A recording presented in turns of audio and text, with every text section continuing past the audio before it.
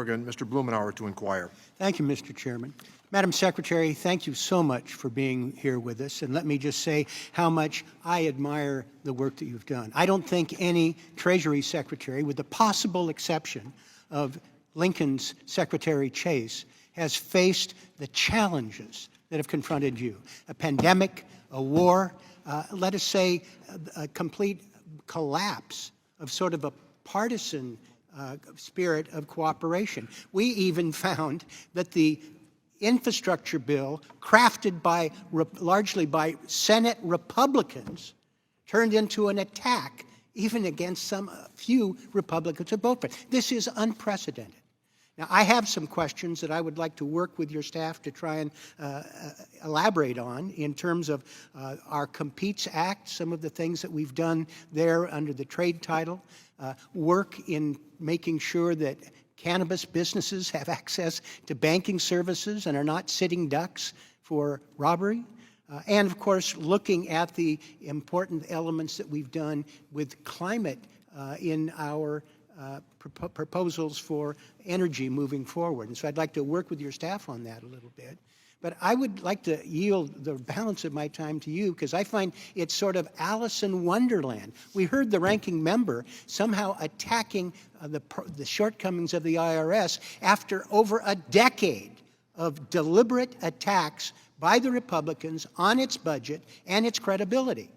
Now, I would like you to, if you would, just maybe elaborate on one point. Somehow the ranking member thinks that the important work you've done in international taxation is somehow going to surrender our ability to be able to protect American businesses. As we know, a lot of them are not paying any significant amount of tax at all. Would you elaborate on that? Yes, I think that the international agreement that we've achieved is very important, and what it's going to do is stop a global race to the bottom in corporate tax rates that have been going on around the globe for decades. If you look at the major economies and look at their corporate tax rates, they've just been falling and falling. As one country cuts taxes, others feel they have to compete and go along. And who are the winners from this? The winners are the corporations, and the losers are workers in the United States and the rest of the world who end up bearing an unfair share of total taxation we need to support all the spending and investments that are necessary to make our economy productive and to grow.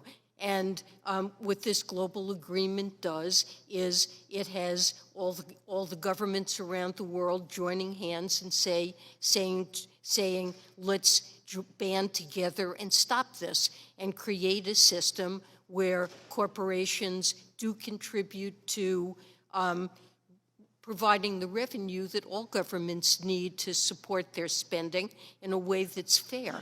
And the United States gains a great deal from this agreement. Our corporations will find an improved competitive situation. We're the only country in the entire world that taxes the foreign earnings of multinational corporations.